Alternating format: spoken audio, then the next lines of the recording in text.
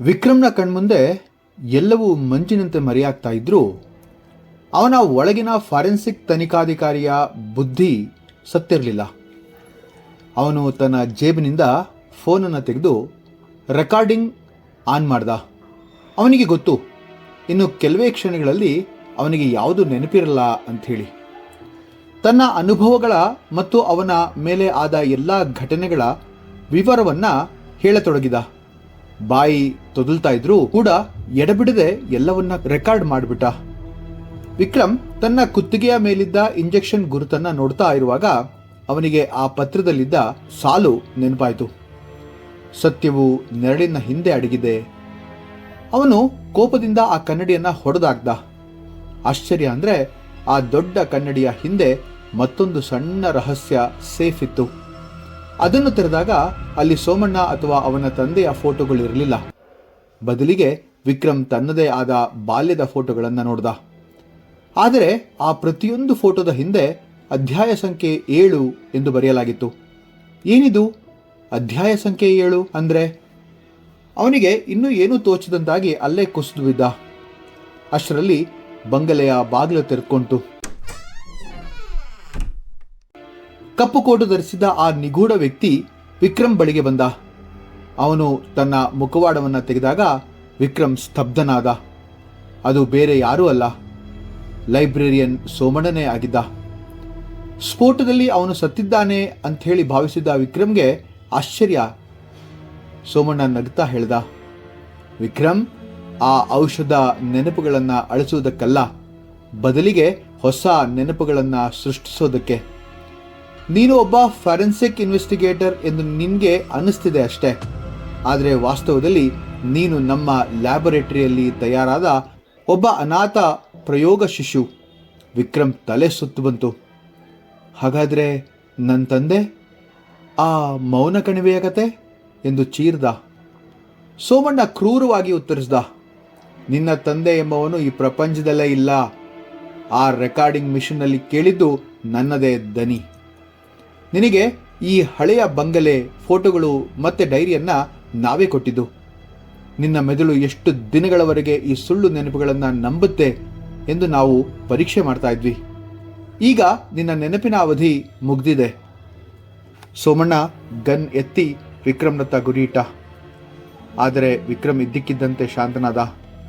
ಅವನ ಮುಖದಲ್ಲಿ ಭಯದ ಬದಲು ಒಂದು ವಿಚಿತ್ರ ಗೆಲುವಿನ ನಗು ಇತ್ತು. ವಿಕ್ರಮ್ ಹೇಳ್ದ, ಸೋಮಣ್ಣ, ಈ 10 ನಿಮಿಷಗಳಲ್ಲೇ ನಾನು ಒಂದು ವಿಷಯವನ್ನು ಪತ್ತೆ ಮಾಡಿದೆ. ಈ ಬಂಗಲೆಯಲ್ಲಿರುವ ಗಾಳಿ ಮತ್ತು ಕೆಮಿಕಲ್ಗಳ ಪ್ರಭಾವದಿಂದ ಈ ಇಂಜೆಕ್ಷನ್ ಕೆಲಸ ಮಾಡೋದಿಲ್ಲ ಅಂಥೇಳಿ. ನನ್ನ ಒಂದು ಸಬ್ ಕಾನ್ಷಿಯಸ್ ಮೈಂಡ್ಗೆ ಇದು ಮೊದಲೇ ತಿಳಿದಿತ್ತು. ನಾನು ಇಷ್ಟೊತ್ತು ನಟಿಸ್ತಾ ಇದ್ದೆ. ವಿಕ್ರಮ್ ಕೂಡಲೇ ತನ್ನ ಕೈಯಲ್ಲಿದ್ದ ಒಂದು ಸಣ್ಣ ರಿಮೋಟನ್ನು ಒದ್ದ. ಮರುಕ್ಷಣವೇ ಇಡೀ ಬಂಗಲೆಯ ಸುತ್ತಲೂ ಹಾಕಲಾಗಿದ್ದ ಅದೃಶ್ಯ ಗ್ಯಾಸ್ ಪೈಪ್ಗಳು ಸ್ಫೋಟಗೊಂಡವು. ಇದು ಸೋಮಣ್ಣನೇ ಹೂಡಿದ್ದ ಸಂಚು. ಆದರೆ ವಿಕ್ರಮ್ ಅದನ್ನು ಅವನಿಗೆ ತಿರುಗುಬಾಣ ಮಾಡಿದ್ದ. ಬಂಗಲೆ ಹತ್ತಿ ಹುರಿತಾ ಇರುವಾಗ ವಿಕ್ರಮ್ ಹೊರಗೆ ಓಡಿಬಂದ. ಅವನು ಮಳೆಯಲ್ಲಿದ್ದ ತನ್ನ ಕಾರಿನ ಗ್ಲಾಸ್ನಲ್ಲಿ ತನ್ನ ಮುಖವನ್ನು ನೋಡಿಕೊಂಡ. ಅವನ ಕುತ್ತಿಗೆಯ ಮೇಲೆ ಇಂಜೆಕ್ಷನ್ ಗುರುತಿನ ಕೆಳಗೆ ಒಂದು ಸಣ್ಣ ಬಾರ್ ಕೋಡ್ ಇತ್ತು. ವಿಕ್ರಮ್ಗೆ ಈಗ ಸತ್ಯ ತಿಳಿದಿತ್ತು. ಅವನು ಸೋಮಣ್ಣ ಸೃಷ್ಟಿಸಿದ ವ್ಯಕ್ತಿಯೂ ಅಲ್ಲ, ಅಥವಾ ಫಾರೆನ್ಸಿಕ್ ಇನ್ವೆಸ್ಟಿಗೇಟರ್ ಕೂಡ ಅಲ್ಲ. ಅವನು ಈ ರಹಸ್ಯ ಯೋಜನೆಯನ್ನ ಬೆನ್ನಟ್ಟಿ ಬಂದಿದ್ದ ಒಬ್ಬ ಅಂಡರ್ ಕವರ್ ಏಜೆಂಟ್. ಆದರೆ ತನ್ನ ಮಿಷನ್ ಯಶಸ್ವಿಗೊಳಿಸಲು ತನ್ನದೇ ಮೆದುಳಿಗೆ ಸುಳ್ಳು ನೆನಪುಗಳನ್ನು ತುಂಬಿಸಿಕೊಂಡು ಬಂದಿದ್ದ. ಸತ್ಯವು ಈಗ ಸಂಪೂರ್ಣವಾಗಿ ಮಣ್ಣಾಗಿ ಹೋಗಿತ್ತು. ಆದರೆ ವಿಕ್ರಮ್ ತನ್ನ ಅಸಲಿ ಗುರುತಿನೊಂದಿಗೆ ಆ ಕತ್ತಲ ಕಾಡಿನಿಂದ ಹೊರನಡೆದ. ವಿಕ್ರಮ್ ಆ ಲ್ಯಾಬೊರೇಟರಿಯಿಂದ ಹೊರಬಂದಾಗ ಅವನ ತಲೆಯೊಳಗೆ 1000 ಚೇಳುಗಳು ಕಚ್ಚಿದ ಅನುಭವ. ಸೋಮಣ್ಣ ಸತ್ತಿದ್ದಾನೆ ಎಂದು ಅವನು ನಂಬಿದ್ದರೂ ಅವನ ಕೈಯಲ್ಲಿದ್ದ ಆ ಹಳೆಯ ಫೋಟೋ ಮಾತ್ರ ಒಂದು ವಿಚಿತ್ರ ರಹಸ್ಯವನ್ನು ಸಾರ್ತಾ ಇತ್ತು. ವಿಕ್ರಮ್ ಕಾಡಿನಿಂದ ಹೊರಬಂದು ತಾನು ಉಳಿದುಕೊಂಡಿದ್ದ ಹಳೆಯ ಬಂಗಲೆಗೆ ಹೋದ. ಆದರೆ ಅಲ್ಲಿ ಕಂಡ ದೃಶ್ಯ ಅವನನ್ನು ಬೆಚ್ಚಿ ಬೀಳಿಸ್ತು. ಬಂಗಲೆ ಅಲ್ಲಿ ಇರಲೇ ಇಲ್ಲ. ಕೇವಲ ಒಂದು ಹಳೆಯ ಪಾಳು ಬಿದ್ದ ಕಟ್ಟಡದ ಅಸ್ಥಿವಾರ ಮಾತ್ರ ಅಲ್ಲಿತ್ತು. ಏನೋ ಯೋಚಿಸಿದಂಥವನಾಗಿ ತನ್ನ ಹೆಜ್ಜೆ ಹೋದಲ್ಲಿ ಹೋಗತೊಡಗಿದ. ಆಗ ಅವನು ತಲುಪಿದ್ದು ಒಂದು ಹಂಚಿನ ಮನೆಯ ಹತ್ರ. ಎಲ್ಲವೂ ತಿಳಿದಿರುವ ಹಾಗೆ ಆ ಮನೆಯನ್ನ ಪ್ರವೇಶಿಸಿ ಬಹಳ ವರ್ಷಗಳಿಂದ ಎಲ್ಲವೂ ಆ ಮನೆಯ ಬಗ್ಗೆ ತಿಳಿದಂತೆ ಅನಿಸಿ ಹಾಲ್ನಲ್ಲಿದ್ದ ಆರಾಮ್ ಕುರ್ಚಿಯ ಮೇಲೆ ಕುಳಿತುಕೊಂಡ.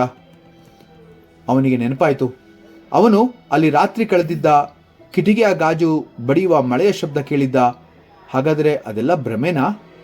ಅಷ್ಟರಲ್ಲಿ ಅವನ ಫೋನ್ ರಿಂಗ್ ಆಯಿತು. ಫೋನ್ ತೆಗೆದರೆ ಅದರಲ್ಲಿ ಅವನದೇ ದನಿ.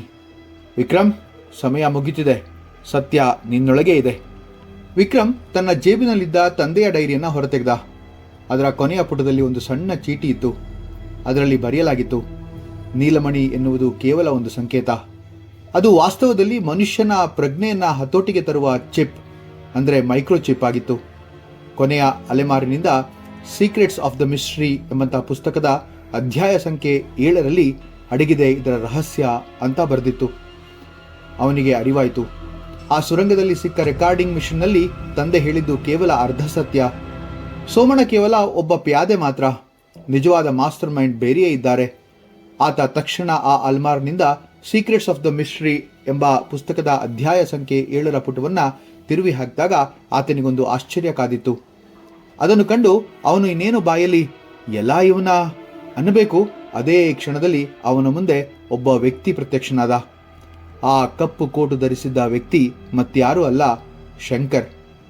ಶಂಕರ್ ಮತ್ತು ವಿಕ್ರಮ್ನ ತಂದೆ ಇಬ್ಬರು IIScಯಲ್ಲಿ ವಿಜ್ಞಾನಿಗಳಾಗಿ ಕೆಲಸ ಮಾಡ್ತಾ ಇದ್ರು. ವಿಕ್ರಮ್ನ ತಂದೆ ತುಂಬಾ ಬುದ್ಧಿವಂತ ಮತ್ತು ಸಮಾಜಮುಖಿ. ಇಬ್ಬರು ತಮ್ಮ ತಮ್ಮ ಕ್ಷೇತ್ರದಲ್ಲಿ ಅಪಾರ ಹೆಸರನ್ನ ಮಾಡಿದವರು. ವಿಕ್ರಮ್ನ ತಂದೆ ಸುಂದರ್ ರಾಜ್ ಹ್ಯೂಮನ್ ಅನಾಟಮಿಯಲ್ಲಿ ಡಾಕ್ಟರೇಟ್ ಪಡೆದಿದ್ರು. ಅವರು ತಮ್ಮ ಬುದ್ಧಿಶಕ್ತಿಯಿಂದ ಒಂದು ಮಾನವ ಶಕ್ತಿಯುತ ಯಂತ್ರವನ್ನು ಕಂಡುಹಿಡಿಯಬೇಕೆಂದಿದ್ರು. ಆದರೆ ಅವರು ತಾವು ಮಾಡ್ತಿರುವ ಕೆಲಸ ಮಾಡಿಕೊಂಡು ಈ ಪ್ರಯೋಗವನ್ನು ಮಾಡಲು ಸಾಧ್ಯವಿಲ್ಲ ಅಂತ ಅನಿಸಿ ಅವರಿಬ್ಬರು ಸ್ವಯಂ ನಿವೃತ್ತಿಯನ್ನು ಪಡೆದು ಬೆಂಗಳೂರಿನಿಂದ ಮಲ್ನಾಡಿಗೆ ಬಂದಿದ್ರು. ಶಂಕರ್ ಹೇಳ್ದ, ವಿಕ್ರಮ್, ನಿನ್ನ ತಂದೆ ನಿನ್ನನ್ನು ಕಾಪಾಡಲು ಹುಚ್ಚರಂತೆ ನಟಿಸಲಿಲ್ಲ. ಅವರು ಆ ಔಷಧವನ್ನು ಮೊದಲು ಪ್ರಯೋಗ ಮಾಡಿದ್ದೇ ನಿನ್ನ ಮೇಲೆ, ಅಂದರೆ ನನ್ನ ಮೇಲೆ. ನಿನ್ನನ್ನು ಒಬ್ಬ ಶಕ್ತಿಯುತ ಮಾನವ ಯಂತ್ರವನ್ನಾಗಿ, ಅಂದರೆ ಸೂಪರ್ ಸೋಲ್ಜರ್ ಆಗಿ ಮಾಡಲು ಅವರು ಮೌನ ಕಣಿವೆಯನ್ನು ಪ್ರಯೋಗಾಲಯಕ್ಕಾಗಿ ಬಳಸ್ಕೊಂಡಿದ್ರು. ವಿಕ್ರಮ್ ನಡುಗ್ತಾ ಕೇಳ್ದ, ಹಾಗಾದರೆ ಸೋಮಣ್ಣ? ಶಂಕರ್ ನಗ್ತಾ, ಸೋಮಣ್ಣ ನಿನ್ನ ತಂದೆಯ ಕೈ ಕೆಳಗಿನ ಕೆಲಸಗಾರ. ಅವನನ್ನು ನಾನೇ ಕೊಂದೆ, ಯಾಕೆಂದ್ರೆ ನಿನ್ನ ಈ ನೆನಪುಗಳ ನಾಟಕ ಕೊನೆಯಾಗಬೇಕಿತ್ತು. ವಿಕ್ರಮ್ಗೆ ಎಲ್ಲವೂ ಸ್ಪಷ್ಟವಾಯಿತು. ತಾನು ಒಬ್ಬ ಪ್ರಯೋಗ ಶಿಶು, ಒಂದು ಮಾದರಿಯ ರೋಬೋಟ್, ಸುಂದರ್ ರಾಜರ ಕಾಲ್ಪನಿಕ ಮಗ, ಶಂಕರ್ನ ಕ್ಲೋನ್ ಅಂತ ಹೇಳಿ. ಶಂಕರ್ ವಿಕ್ರಮ್ ಹತ್ರ ಬಂದು ಅವನ ಕಿವಿಯಲ್ಲಿ ಪಿಸುಗುಡ್ದ, ನಾನು ಶಂಕರ್ ಅಲ್ಲ ವಿಕ್ರಮ್, ನಾನು ನೀನು. ವಿಕ್ರಮ್ ಗಾಬರಿಯಿಂದ ಕನ್ನಡಿಯ ತುಂಡಿನಲ್ಲಿ ತನ್ನ ಮುಖವನ್ನು ನೋಡ್ಕೊಂಡ. ಅಲ್ಲಿ ಕಂಡಿದ್ದು ಶಂಕರ್ನ ಮುಖ. ಅವನಿಗೆ ಹಳೆಯ ಫೋಟೋದ ರಹಸ್ಯ ಈಗ ತಿಳಿತು. ಫೋಟೋದಲ್ಲಿದ್ದ ವ್ಯಕ್ತಿಯ ಮುಖವನ್ನು ಕೆರೆದು ಹಾಕಿದ್ದು ಬೇರೆ ಯಾರೂ ಅಲ್ಲ, ಸ್ವತಃ ವಿಕ್ರಮೇ, ಅಂದರೆ ತಾನೇ. ವಿಕ್ರಮ್ ಎಂಬ ವ್ಯಕ್ತಿ ಅಸ್ತಿತ್ವದಲ್ಲೇ ಇಲ್ಲ. ಸುಂದರ್ ರಾಜ್ ಅವರು ತಾವೇ ಶಂಕರ್ನ ಕ್ಲೋನನ್ನು ಸೃಷ್ಟಿಸಿ ಅವನ ಮೆದುಳಿನ ನೆನಪುಗಳನ್ನು ಅಳಿಸಿಕೊಳ್ಳಲು ವಿಕ್ರಮ್ ಎಂಬ ಹೊಸ ವ್ಯಕ್ತಿತ್ವವನ್ನು ಸೃಷ್ಟಿ ಮಾಡಿದ್ರು. ಕಿಟಕಿಯ ಹೊರಗೆ ಮಳೆ ನಿಂತಿತ್ತು. ಮೌನ ಕಣಿವೆಯಲ್ಲಿ ಆಗ ಶಾಂತಿ ಇತ್ತು. ಶಂಕರ್ ಅಂದರೆ ವಿಕ್ರಮ್ ಆ ನಿಗೂಢ ಪತ್ರವನ್ನು ಹರಿದು ಹಾಕ್ದ. ಅವನ ಮೆದುಳಿನಲ್ಲಿದ್ದ ಎಲ್ಲಾ ಸುಳ್ಳು ನೆನಪುಗಳು ಈಗ ಸಂಪೂರ್ಣವಾಗಿ ಅಳಿಸು ಹೋಗಿದ್ವು. ಅವನು ಕತ್ತಲೆಯಲ್ಲಿ ಮಾಯವಾದಾಗ ಅಲ್ಲಿ ಬಿದ್ದಿದ್ದ ಡೈರಿಯಲ್ಲಿನ ಕೊನೆಯ ಸಾಲು ಮಿನುಗ್ತಾ ಇತ್ತು, ನನ್ನ ನೆರಳು ಸದಾ ನಿನ್ನ ಜೊತೆಗಿರುತ್ತೆ